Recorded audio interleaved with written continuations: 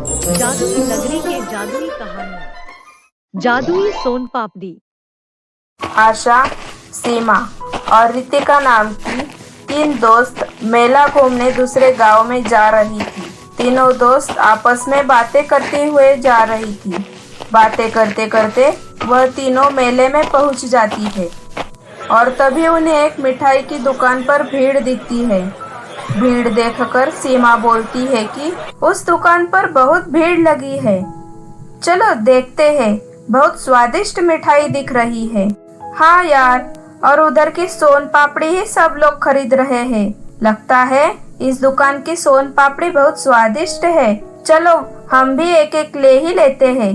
फिर तीनों भी सोन पापड़ी खरीद लेते हैं और जो कुछ भी उन्हें मेले से खरीदना था वह खरीदकर वापस अपने घर की ओर निकलते हैं। चलते चलते तीनों भी थक जाती है, इसलिए वह तीनों एक जगह पर बैठ जाती है। तभी वहाँ पर एक बिल्ली आती है।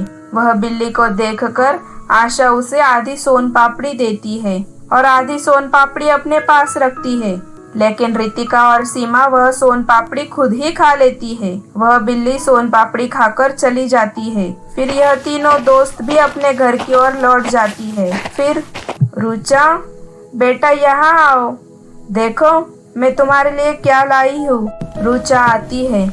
हाँ माँ, क्या लाई हो मेरे लिए? फिर आशा वह सोन पापड़ी रुचा को देती है। तो क्या उसने देखा, वह तो पूरी सोन पापड़ी थी। फिर रुचा उस सोन पापड़ी से आधा टुकड़ा तोड़कर अपनी माँ को देती है, तो फिर से वह सोन पापड़ी पूरी सोन पापड़ी में बदल जाती है।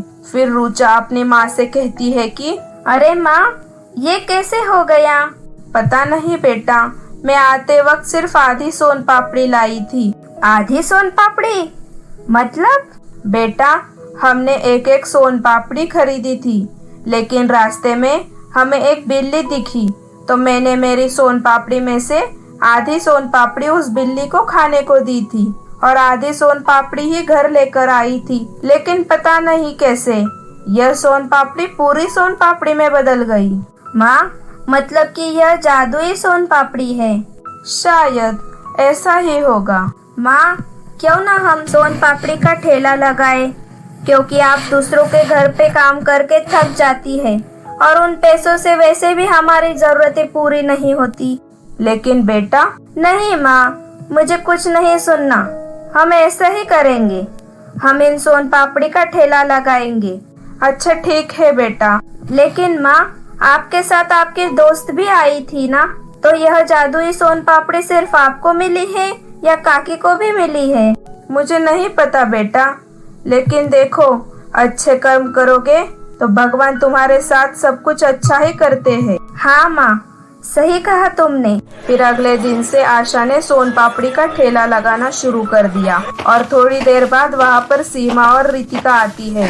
अरे आशा, कल ही हमने सोन पापड़ी क्या खरीदी, तुमने आज सोन पापड़ी का ठेला ही लगा लिया, क्या बात है? और नहीं तो क्या, तुम्हें एक दिन में सोन पापड़ी बनाने कैसे आ गई? आशा के मन में कोई कपट की भावना नहीं थी। आशा बहुत भोली थी। इस भोलेपन में आशा सारी सच्चाई अपने दोस्तों को बता देती है। आशा की बात सुनने के बाद सीमा और रितिका वहाँ से चली जाती है। आशा ऐसे ही अपना ठेला चालू रखती है और उसकी सोन पापड़ी बहुत स्वादिष्ट थी, इसलिए बाहर के गांव के लोग भी आशा के गांव में उसकी सोन पापड़ी खरीदने के लिए आते थे। ऐसा ही कुछ दिन चलता रहा और इधर रुचा भी उसके घर पर आए गरीब और भिखारी लोगों को पेट भर खाना खिलाती थी। कुछ दिनों बाद आशा ने अपना खुद का घर बना लिया और एक धर्मशाला भी खोली, जहाँ पर गरीब, भिखारी और जरूरतमंद लोगों की रहने की और खाने की सेवा प्रदान करते थे। आशा की बरकत देखकर सीमा और रितिका उस पर जलने लगती है। रितिका, हमने भी तो आशा की तरह सोन पापड़ी उसी दुकान से खरीदी थी, फिर उसे ही वह जादुई सोन पापड़ी क्यों मिली? वह सोन पापड़ी हमें क्यों नहीं मिली? हमें वह सोन पापड़ी तब नहीं मिली तो क्या हुआ, हम अब वह सोन पापड़ी ले लेते हैं। फिर वह दोनों चुपके से आशा के घर जाकर वह जादुई सोन पापड़ी चोरी करते हैं और अपने घर की ओर चली जाती है। लेकिन रास्ते में सीमा को एक गरीब औरत दिखती है और वह सीमा को कहती है कि दीदी, मुझे बहुत भूख लगी है, मुझे कुछ खाने को दे दो ना। अरे चल निकल यहाँ से, मेरे पास कुछ नहीं है। दीदी, ये क्या, आपके हाथ में ये मिठाई है ना, वह दीजिए ना। बढ़िया ही मुझसे मिठाई मांगने वाली, चली जा यहाँ से, भिखारी कही कि सीमा के ऐसा कहने के बाद वह गरीब औरत वहाँ से चली जाती है। लेकिन क्या वही औरत रितिका को भी मिलती है। दीदी, मुझे बहुत भूख लगी है, मुझे कुछ खाने को दे दो ना। कुछ नहीं है मेरे पास, अब जाओ यहाँ से। दीदी, यह मिठाई है ना आपके पास, वह दे दो, मेरे लिए उतना ही काफी है। अरे भिखारन, मेरी मिठाई पर नजर है तेरी, निकल यहाँ से। गांव बसा नहीं तो लुटेरे पहले आ गए, निकल यहाँ से।